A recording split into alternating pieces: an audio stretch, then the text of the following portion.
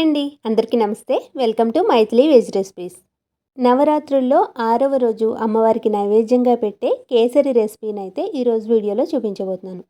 మనం రెగ్యులర్గా ఈ కేసరిని పంచదారతోనే చేసుకుంటూ ఉంటాం కదా, కానీ ఈ రోజైతే అందరూ తినే విధంగా బెల్లంతో ఎలా చేసుకోవాలో చూపించబోతున్నాను.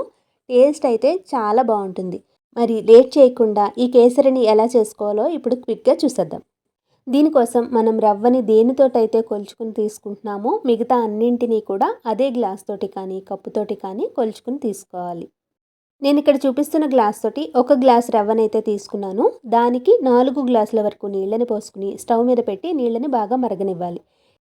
నీళ్లు మరిగేలోగా స్టవ్ మీద పాన్ పెట్టుకుని 2 స్పూన్ల వరకు నెయ్యిని వేసుకుని మన దగ్గర ఉండే డ్రై ఫ్రూట్స్ని ఇలా చిన్న ముక్కల కింద కట్ చేసుకుని వేసుకోవాలి. నేనైతే బాదం, జీడిపప్పు, కిస్మిస్లను తీసుకున్నాను. ఫస్ట్ బాదం కొంచెం వేగిన తర్వాత జీడిపప్పు, కిస్మిస్ని వేసుకుని ఇవి ఎర్రగా వేగాక వీటిని ఒక కప్పులోకి తీసుకుని పక్కన పెట్టేసుకోవాలి. ఇప్పుడు అదే నేతిలోకి మనం తీసుకున్న రవ్వని లో ఫ్లేమ్లో పెట్టుకుని కలుపుకుంటూ వేయించుకోవాలి. ఇలా కలుపుకుంటూ వేయించుకోలేదనుకోండి, మనకి రవ్వ అనేది తొందరగా మాడిపోతుంది. రవ్వ మనకి కొద్దిగా రంగు మారి కమ్మటి వాసన వచ్చేటప్పుడు మనం పక్కన నీళ్ళని మరిగించుకుంటున్నాం కదా, అవి కొద్దిగా దీంట్లో పోసేసుకోవాలి. రవ్వని వేయించుకున్నాం కాబట్టి నీళ్లు పోసేటప్పుడు ఇది కలుపుకుంటూ పోసుకొని అవసరం లేదు. ఒకేసారిగా పోసేసినా పర్వాలేదు, కానీ స్టవ్ ఫ్లేమ్ని మాత్రం లోలో పెట్టుకునే పోసుకోవాలి. నీళ్లు పోసిన తర్వాత ఒకసారి అంతా బాగా కలుపుకున్నాము అంటే 2-3 నిమిషాలకే ఇదంతా కూడా బాగా దగ్గర పడిపోతుంది. రవ్వ మనకి ఈ కన్సిస్టెన్సీలో ఉండగానే దీంట్లోకి బెల్లాన్ని వేసుకోవాలి.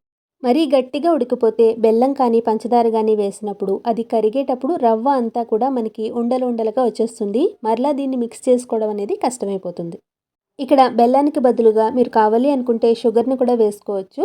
నేను ఇక్కడ 1 గ్లాస్ రవ్వకి 1.25 వరకు తురుముకున్న బెల్లాన్ని అయితే వేసుకున్నాను. ఈ కొలత అయితే మనకి తీపి అనేది మరీ ఎక్కువగా కాకుండా తక్కువగా కాకుండా కరెక్ట్గా ఉంటుంది.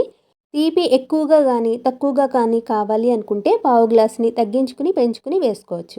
బెల్లాన్ని వేసిన తర్వాత ఇది కరుగుతుండగానే మధ్య మధ్యలో ఒక్కొక్క స్పూన్ నెయ్యిని వేసుకుంటూ కలుపుకుంటూ లో ఫ్లేమ్లో పెట్టి ఉడికించుకోవాలి. దీంట్లో కొద్దిగా నెయ్యి ఎక్కువగా వేసుకుంటేనే మనకి ఆ స్మూత్నెస్ అయినా టేస్ట్ అయినా కూడా బాగా వస్తుంది. బెల్లం కూడా పూర్తిగా కరిగిపోయి ఈ కన్సిస్టెన్సీలోకి వచ్చిన తర్వాత దీంట్లోకి పావు స్పూన్ యాలకుల పొడి, వేయించుకున్న డ్రై ఫ్రూట్స్ని వేసుకుని ఒక్కసారి అంతా బాగా కలిపేసుకున్నాము అంటే బెల్లం రవ్వ కేసరి రెడీ అయిపోయినట్టే. నవరాత్రుల్లో అమ్మవారికి 6వ రోజు ప్రసాదమైన రవ్వ కేసరిని బెల్లంతో ఎలా చేయాలో చూశారు కదా. ఇలా నెయ్యిని ఎక్కువగా వేసుకుని ఉడికించుకున్నాము అంటే నోట్లో పెట్టుకుంటే ఇట్టే కరిగిపోయేలా ఉంటుందన్నమాట. మరి లేట్ చేయకుండా మీరు కూడా ఈ రెసిపీని తప్పకుండా మీ ఇంట్లో చేసి చూడండి. నవరాత్రులు అప్పుడే కాకుండా ఎప్పుడైనా స్వీట్ తినాలి అనిపించినప్పుడు కూడా దీన్ని ఈజీగా చేసేసుకోవచ్చు.